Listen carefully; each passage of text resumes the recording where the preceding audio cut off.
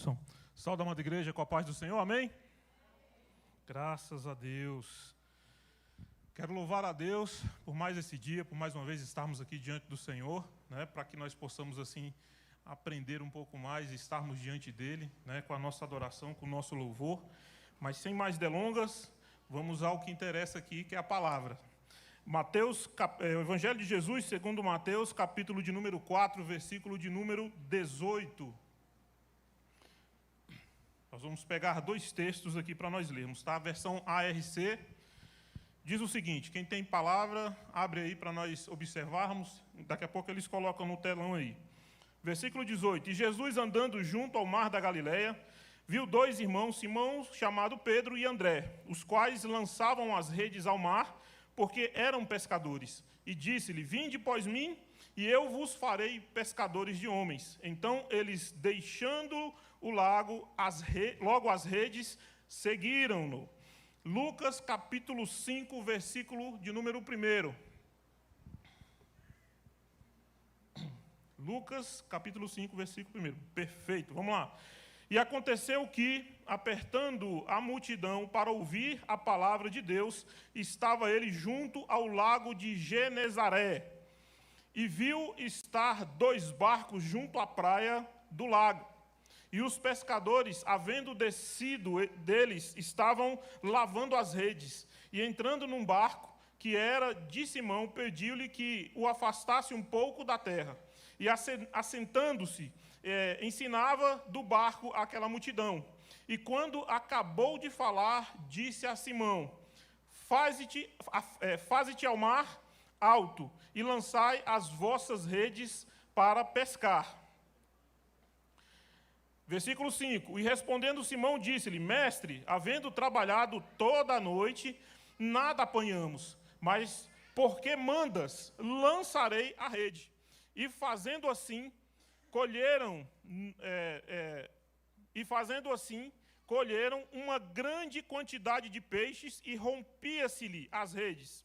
E fizeram sinal aos companheiros que estavam no outro barco, para que fossem ajudar. E foram e encheram ambos os barcos, de maneira tal que se quase iam a pique. E vendo isso, Simão Pedro prostrou-se aos pés de Jesus, dizendo, Senhor, ausenta-te de mim, porque sou um homem pecador, pois que o espanto se apoderara dele e de todos os que com ele estavam, por causa da pesca que haviam feito. E de igual modo, também Tiago e João, filho de Zebedeu, que eram companheiros de Simão, disse Jesus a Simão, não temas, de agora em diante serás pescador de homem. E levando os barcos para a terra, deixaram tudo e os seguiram. Amém? Curva sua cabeça aí. Senhor Jesus, mais uma vez, nós estamos aqui diante de Ti, após ler a Tua palavra. Pedimos a Ti, Senhor Jesus, que o Senhor abra o nosso entendimento, venha ao nosso coração, para que a Tua igreja, Senhor, ouça a Tua palavra e não aquilo que nós queremos, Pai. Que seja feito aqui a Tua vontade, que o Teu Espírito Santo tenha liberdade em nosso meio, é o que nós Te pedimos e o que nós Te agradecemos em nome de Jesus. Amém. Irmãos, eu vou ser rápido, até por causa do nosso tempo aqui hoje, tá? Mas nós vamos fazer aqui a nossa exegese dentro do nosso texto, tá bom? O cenário na qual os discípulos estavam inseridos ali naquele momento era um cenário extremamente teológico para nós, no tocante ao ensinamento da palavra de Deus. Eles estavam ali localizados à margem, né, do mar da Galileia, que tem alguns nomes, né, chamado Lago de Genezaré ou Mar de Tiberíades. Né, o pastor Dias está ali com a irmã Rosângela, já visitaram, né, sabe muito bem como é que é aquela região. Né, é uma região onde ela sofre algumas influências, né, climáticas, que dependendo do momento que estiver lá, causa-se grandes tempestades. Né? E a gente percebe que esse cenário, né, que o Senhor estava ali naquele momento, era, portanto, um cenário de milagres. porque além daquela influência da natureza, o Senhor também tinha ali naquele momento a intenção de fazer algo para que as pessoas que ali estavam aprendessem com ele o que de fato necessitaram aprender. Ao longo desse cenário de milagre, nós entendemos aqui que foi por ali naquele lago onde o Senhor caminhou sobre as águas, né? Tivemos ali também a tempestade que foi muito grande, e ele, por sua palavra proferida, acalmou os ventos e o mar naquele momento lá. Nesse mesmo lago, ele realizou ali essa pesca milagrosa que acabamos de ler, né, no qual os discípulos ali, em especial Pedro, falou: Senhor, afasta-te de mim, porque eu sou pecador. Diante daquilo que o Senhor fez, que nós passamos a noite, ele como pescador experiente, como uma pessoa, né, apta para fazer aquele tipo de serviço que ele tinha, ele não pegou nada durante a noite inteira. Ele passou a noite trabalhando, pescando e tentando pegar alguma coisa, mas não pegou nada. E de repente chega uma pessoa que até então não conhecia, pede para usar o seu barco, pede para poder depois entrar mar adentro, e de repente ele faz uma coisa espantosa aos olhos daqueles que estavam lá. Ele faz um milagre, ele faz com que os pescadores que não pegaram nada durante a noite, né, que seria o horário propício de se pescar, durante o sol quente, o sol rachando da manhã, ele fala assim: vamos a mar adentro e vamos lançar a rede. E no momento em que eles lançam a rede dentro do mar, a Bíblia diz que a rede pegou tanto peixe a ponto de quase se romper. E quando eles puxaram esses peixes para dentro do barco, o barco quase foi a pique, ou seja, o barco quase afundou. Então, a título de introdução, nós entendemos aqui que Jesus, quando ele está na margem, depois desse milagre, que ele traz Pedro para perto, Pedro não foi lá chamar Jesus. Pedro não foi atrás de Jesus para chamar ele, para fazer alguma coisa. Foi Jesus que se ofereceu e chamou a Pedro. Por isso que hoje nós temos um tema aqui, o convite que exige tudo.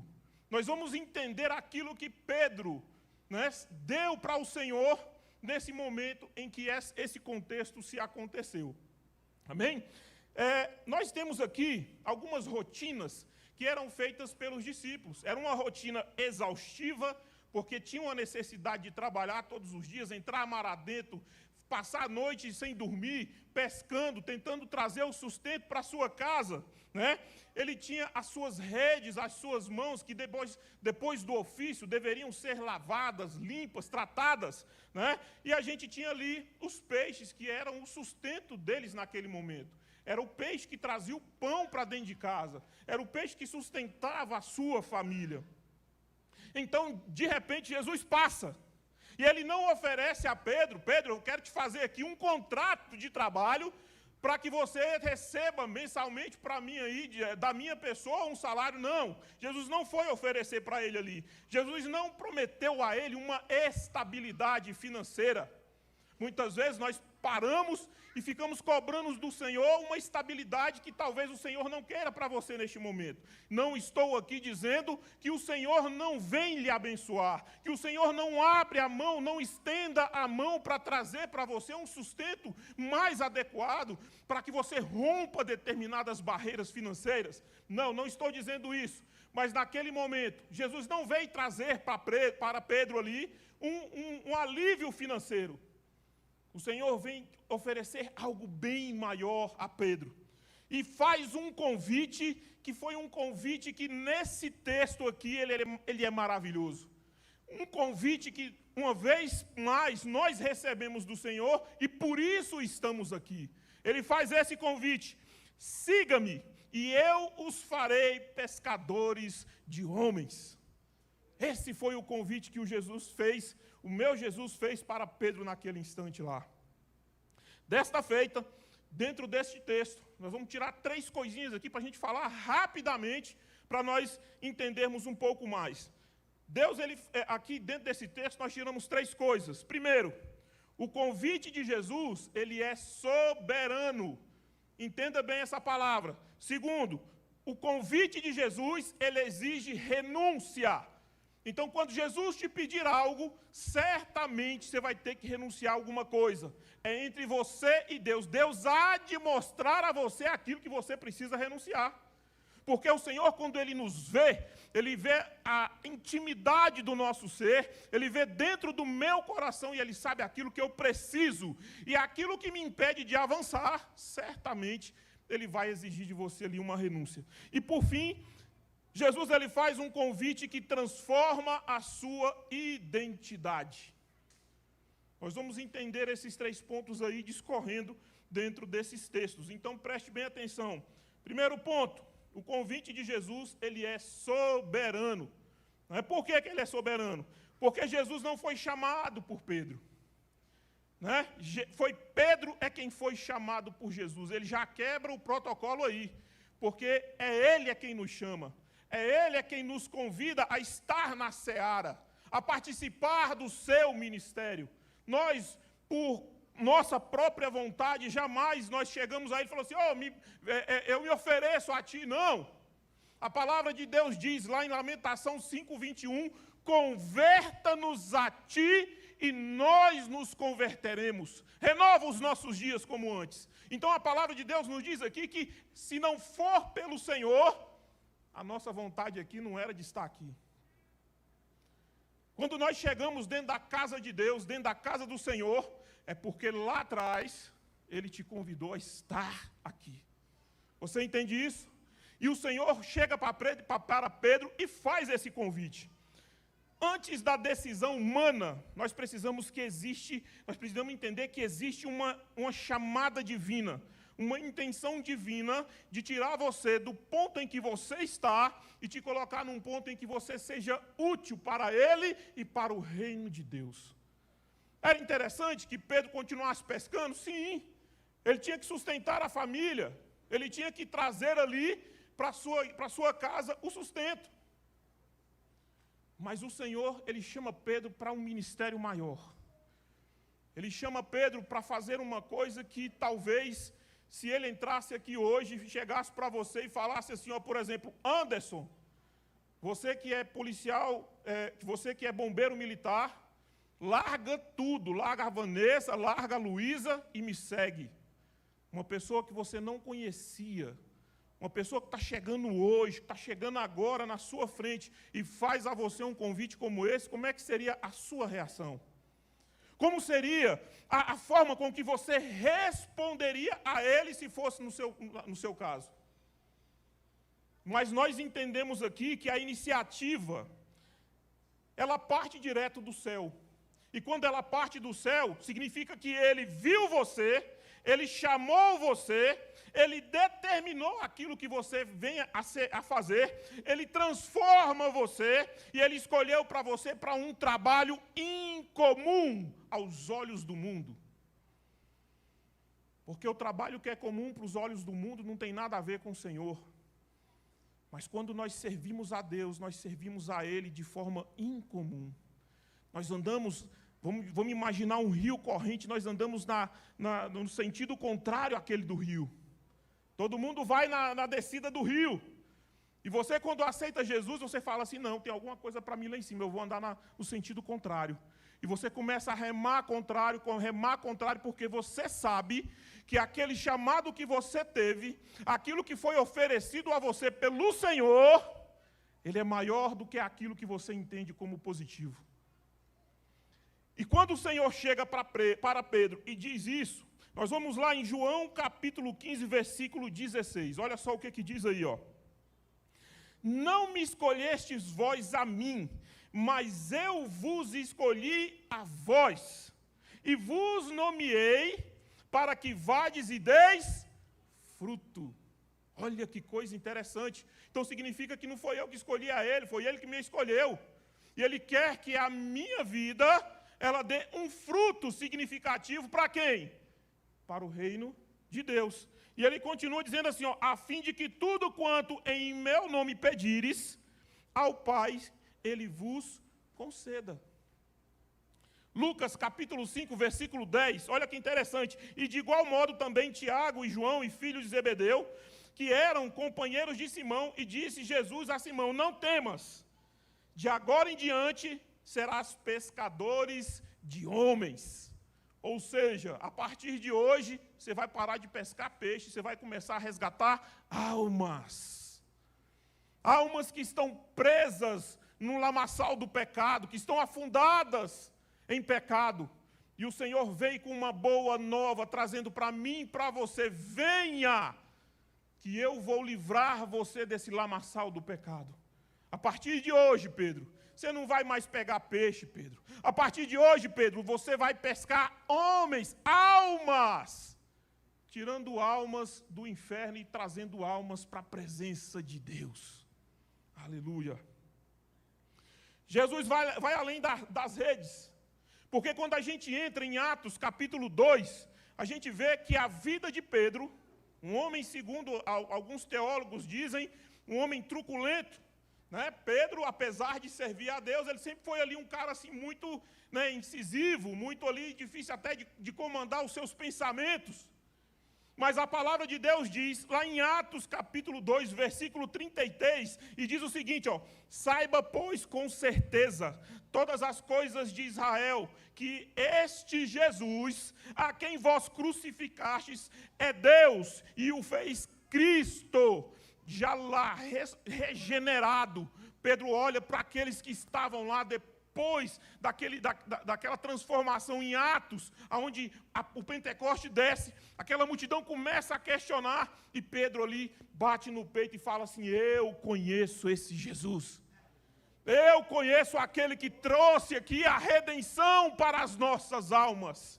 Eu conheço aquele que fez com que eu, antigamente pescador, hoje entrasse dentro de um local, orasse em nome dele e as pessoas fossem curadas, as pessoas fossem restauradas pelo nome de Jesus. Esse era Pedro transformado após sair daquele convite que o Senhor fez a ele. Um convite que exigiu de Pedro tudo o que ele tinha. Mas nós entendemos aqui que eu não escolhi primeiramente Jesus, mas ele me chamou. E casa perfeitamente com Lamentações 5:21, quando a gente diz que foi ele que me chamou e não foi eu que escolhi a ele. Segundo ponto dentro desse primeiro, o chamado acontece na rotina. Muitas vezes nós estamos dentro de uma rotina, dentro da igreja, dentro de casa, dentro do trabalho, e nós nos desligamos daquilo que é o reino de Deus. E aqui nós entendemos que Pedro, ele não foi chamado dentro do templo, ele não foi chamado dentro de um culto como este, né? Ele não foi chamado em cima de um monte onde as pessoas vão orar. Ele não foi chamado de uma forma comum. Ele foi pego dentro do trabalho dele, chegando pela manhã cansado, exausto, com a mente, muitas vezes, a gente podemos até imaginar assim, sabe, acabado por dentro, porque passou a noite toda trabalhando, pescando, e ali não conseguiu pegar nada. Como é que eu vou fazer para pagar minhas contas? Como é que eu vou fazer para levar comida para dentro de casa, para falar para minha esposa que essa noite não teve peixe? Como é que eu vou falar para ela? Um homem experimentado, um homem que sai para trabalhar, e quando volta, fala assim: eu passei a noite toda trabalhando, e trazendo para os nossos dias de hoje, eu não consegui R$1. Sua despensa está vazia. Como dar esse recado para a sua família? Como dar esse recado para a sua esposa? Muitas vezes Deus interrompe as rotinas que temos para fazer com que o impossível seja gerado na minha e na sua vida. Eu não tenho mais como fazer, eu não sei de onde mais tirar. E assim como o Senhor acalmou uma tempestade que aos olhos dos mais experientes navegadores, eles iam a pique. Senhor, socorre-nos, porque nós estamos aqui a ponto de morrer. E o Senhor, deitado dentro do barco, acorda, vê aquela tempestade, vê o desespero na cara de cada um deles. Eu imagino, parafraseando aqui, dizendo, o Senhor deve ter imaginado assim: mas esses caras não é tudo pescador? não vive, a vida deles não é trabalhar dentro do mar, não é estar dentro desse lago, estão todo mundo desesperado, dizendo que vai morrer. E o Senhor estende a sua mão e diz assim: aquieta-te, mar, aquieta-te, vento. É a única palavra que sai da boca deles: este é verdadeiramente o Filho de Deus. Aleluia. Oh, irmãos. O milagre ele não começa no altar. Ele começa com a disposição do seu coração em crer que Ele é o Senhor de todas as coisas. O milagre começa quando você se entrega, quando você verdadeiramente deixa o seu eu de lado e fala assim: Senhor, agora eu sou teu, agora a minha vida pertence a Ti, faça dela, Senhor, o que Tu quiseres que Tu faça. Precisamos muitas vezes nos entregar para que a mão de Deus ela venha sobre as nossas vidas. O chamado ele não depende de palco, ele depende da presença de Deus na minha e na sua vida. Quer milagre? Busque a presença. Quer milagre? Busque esse nome que é sobre todos os nomes. Quer milagre? Busque esse Deus que dentro das águas caminhava sobre as águas. Do nada, o pessoal chega de longe e fala assim: eu estou vendo um fantasma. E todos eles já conheciam o mestre. E quando eles olham de longe, que eles veem uma silhueta, eles acham que é um fantasma. Mas o Senhor assim: não temas, sou eu. Aí Pedro, o camarada que era bravo aqui, ele chega assim: Senhor, se realmente és tu, permita que eu saia do barco e caminhe sobre as águas e vá ao teu encontro. O Senhor podia ter falado muitas coisas. Não, fica aí que o poder é só meu. Se tu for, tu vai afundar. Então, espera aí que eu vou caminhar até você. Quando eu chegar aí, eu pego na tua mão e a gente entra no barco. Ele falou assim: não, meu filho, você está longe? Tá, então põe o pé na água e vem. E caminha sobre as águas. Aleluia. Qual é o tamanho do seu problema? A onda do seu problema ela é grande? Saiba que o meu Jesus, Ele caminhou sobre as ondas, e Ele vai caminhar sobre os seus problemas nesta noite. Aleluia. Eu creio nesse Deus vivo, eu creio nesse Deus que pode todas as coisas. Aqui nós não podemos nada, nada que acontece aqui neste lugar é feito por mãos humanas. Aqui nós cremos no poder e na força do Espírito Santo, movendo os nossos corações. O poder do Senhor Jesus, manifestando a sua graça, a sua glória, o seu poder neste lugar, nas nossas vidas. É isso que nós precisamos. Que o Senhor habite aquele pedacinho no meu coração que ainda não é dele. A Bíblia diz que o Senhor busca os verdadeiros adoradores que o adoram em espírito e em verdade. Seu coração não pode estar pela metade. A sua adoração ao Senhor não pode estar pela metade. A sua adoração ela tem que estar 100% no Senhor. Creres em mim e verás a glória de Deus. Muitas vezes a nossa fé ela não chega aos 100%. A gente quer ver milagre, adorando a Deus só 50%. Tem gente adorando a Deus 10% e querendo que Deus faça alguma coisa na sua vida. Buscar-me-eis e me achareis, quando me buscardes de todo o teu coração. Segundo ponto.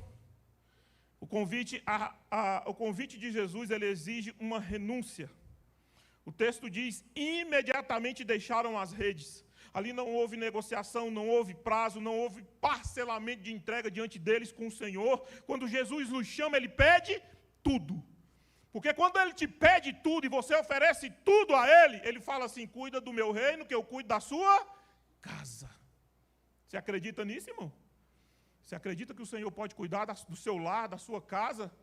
Você acredita que o Senhor pode entrar naquele teu problema que é gigante, que você não tem nem ideia como resolver? O milagre de Deus, ela vem no impossível. Quando é possível, eu faço. Quando é possível, eu vou lá e faço aquilo que precisa fazer. Mas quando é impossível, não tem para onde correr, só a graça de Deus nas nossas vidas. Ah, meu irmão, o Senhor, Ele é tremendo, Ele é maravilhoso.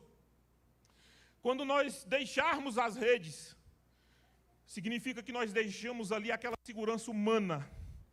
A segurança humana, ela vai estar no barco, ela vai estar na rede. Porque o barco e a rede somados juntos, ela traz o peixe. Trazendo o peixe, ela traz o alimento para a nossa casa. Trazendo alimento para a nossa casa, a esposa sorri, né? Vamos dizer assim, parafraseando. Tudo fica legal, eu consigo pagar minhas contas, mas e quando o peixe não vem? Aí foge do que é seguro, daquilo que eu coloco, as minhas emoções.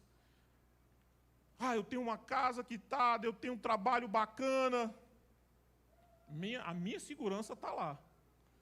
Eu ouvi até certa vez uma palavra de alguém, não me lembro quem foi que falou, a respeito do 11 de setembro, né? Diz que os americanos, eles eram muito confiantes no país, muito confiantes no seu poderio militar, e foram surpreendidos, né, por algumas pessoas ali com intenções erradas e derrubaram ali as Torres Gêmeas. Depois disso, falaram que os americanos ficaram extremamente abalados. Por quê? Porque colocaram a sua segurança onde não devia. A Bíblia diz assim, vão do sentinela. Se o Senhor não guardar a sua casa, em vão vigia o sentinela. A segurança está no Senhor, irmãos, no centro da vontade de Deus.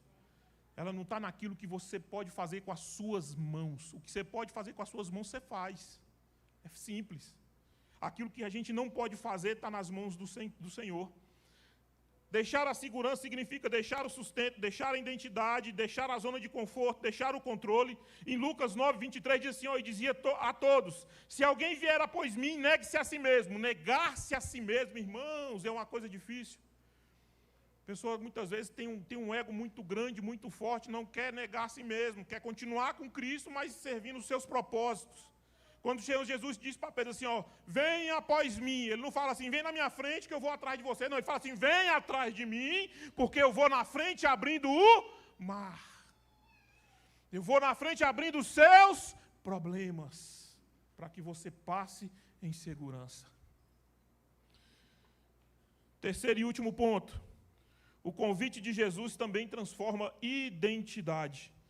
Jesus, ele não apenas nos chama, ele redefine aquilo quem somos. Ele faz uma ressignificação daquilo que você é. Ele traz você para uma forma diferente daquilo que você servia anteriormente, as pessoas, o mundo, a sua casa, o seu trabalho. A sua vida muda. Porque quando você serve a Deus, tudo aquilo que você faz, tudo aquilo que você pensa, sempre tem 2 pesos, 2 medidas. Será que o Senhor se agrada? Será que o Senhor está no negócio? Será que se eu fizer, o Senhor vai abençoar? De muita sorte, as pessoas fazem as coisas sem pedir direção a Deus. Fazem as coisas sem falar assim, eu quero orar, vou jejuar, para ver o que Deus fala ao meu coração, para ver o que Deus tem para dizer, se aquele caminho que eu estou tomando é o caminho que eu tenho que tomar. Mas quando nós não fazemos isso, nós estamos à mercê da nossa própria sorte. E aí é onde nós batemos com a cabeça na parede, onde a gente não consegue ultrapassar uma barreira. O Senhor está do lado de cá oferecendo uma porta, você quer passar por um lado que não tem porta.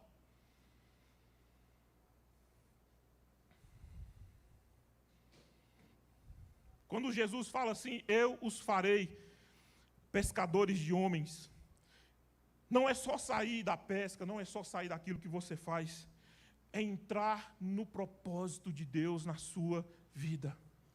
Deus, Ele tem um propósito gigante para você, irmãos. Ele tem um propósito para você no seu trabalho, na sua igreja, na sua casa, no seu lar, na sua família, com o seu cônjuge, da forma que for. O Senhor, Ele tem um propósito com você. Deus nunca vai te chamar para você ficar deitado na rede balançando. Deus nunca vai te chamar para você ficar sentado num lugar, sabe, deixa o tempo passar. Vamos ver no que dá. Não, meu irmão. Quando Jesus foi procurar Pedro, ele foi procurar Pedro cansado de uma noite de trabalho. Ele olhou na vida de Pedro e olhou assim, cara, eu preciso de um cara desse aqui. Está cansado, passou a noite todinha trabalhando, mas eu vou fazer um convite para ele. Eu quero ver se ele vai aceitar. E quando Jesus faz o convite para Pedro, Pedro não pensou duas vezes. Pedro seguiu a Jesus e a Bíblia diz que ele largou tudo. Levou os barcos para a margem, desceu do barco, não foi nem em casa, ali mesmo ele já seguiu Jesus. E o que nós estamos fazendo diante do Senhor? Nós estamos largando aquilo que é o ego, aquilo que eu tenho como, sei lá, como brio, como alguma coisa que sabe, que me enche, que tal, para deixar de seguir Jesus?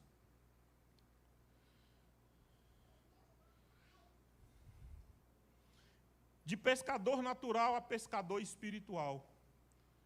Nós temos que entender aqui que na vida de Pedro houve uma mudança. Ele saiu de uma pessoa natural, que enxergava as coisas de forma natural, e por meio de Cristo ele começou a enxergar o sobrenatural de Deus. A Bíblia diz que até a sombra, né, de Pedro, quando ele passava, os enfermos eram curados, tamanho a servidão de Pedro diante de Cristo. De tanto que Pedro acreditava que Cristo era o Messias, que ele era o Salvador, que ele havia morrido e ressuscitado para remir os seus pecados. O interessante é que todos nós já temos isso escrito. Nós já temos as palavras de Deus nos ensinando, nos instruindo, e muitas vezes nós decidimos não acreditar no que aqui está. Nós decidimos caminhar por nossas próprias pernas. Aqui nós precisamos entender outra coisa, o processo que eu os farei, né? Ali ele te dá formação, ele te dá treinamento e ele te faz, ele usa você de uma forma pedagógica para que você aprenda, porque muitas vezes a gente é de coração duro mesmo, difícil de aprender. E aí ele tem que ensinar o A, né, na forma do A direitinho, não simplesmente falar assim, faz o A aí. Não, ele vai lá, pega na tua mão, faz a primeira curva, né, faz o tracinho. Deus ele é bem pedagógico. E ele sabe o que cada um tem de facilidade de aprender. E ele vai usar aquilo que você aprendeu, que ele te ensinou para o reino de Deus. A Bíblia diz que Paulo, após a sua conversão, a Bíblia diz que Paulo perseverou 3 anos na Arábia. E lá na frente, quando Paulo vai falar, ele fala assim, eu não aprendi de homens, eu aprendi direto do Senhor. Ele passou 3 anos na Arábia, ele já sabia o Torá, ele já sabia as leis judaicas. Mas quando ele foi convertido pelo Senhor, ele falou assim, rapaz, eu não sei nada. Eu preciso aprender a pregar, eu preciso aprender a falar, eu preciso a ser submisso ao meu Senhor, eu preciso tirar todos aqueles dogmas, aquilo que me impedia de acessar o sobrenatural de Deus, para que Deus faça em mim aquilo que Ele precisa fazer, aonde Ele vai me levar. E nós temos aqui as cartas paulinas. Nós temos aqui aquilo que Paulo aprendeu, ele executou com maestria. Paulo saiu sozinho, muitas vezes, pregando a palavra, sofrendo açoite, sofrendo pedrada, chicoteada. Paulo teve a sua cabeça decapitada, segundo alguns historiadores, e nós entendemos aqui que Paulo não teve uma vida fácil, até porque quando ele estava cego lá na rua chamada Direita, e o Senhor vai lá e toca em Ananias, chega para ele assim e fala assim, vai lá, tem um servo meu que eu quero que tu, né, ore sobre ele para que ele enxergue de novo. Ele falou assim, mas Senhor, eu conheço esse camarada. Esse camarada aí, ele é perseguidor da igreja, ele tem matado os seus santos. E o Senhor vira para ele e fala assim, vai, porque ele é para mim um vaso escolhido, e eu mostrarei para ele o quanto ele deve padecer pelo amor do meu nome. Aleluia. Nós nos colocamos aqui na pessoa de Paulo, que o Senhor nos molde, que o Senhor traga às nossas vidas ali aquele coração de servir, de ser uma pessoa que seja doadora dentro do ministério, seja uma pessoa usada por Deus por aquilo que nós precisamos fazer. A Bíblia diz que a seara é grande, mas poucos são os ceifeiros. E hoje o Senhor fala para mim e para você: vem para a seara, vem trabalhar para o Senhor. Coloque-se de pé nessa noite.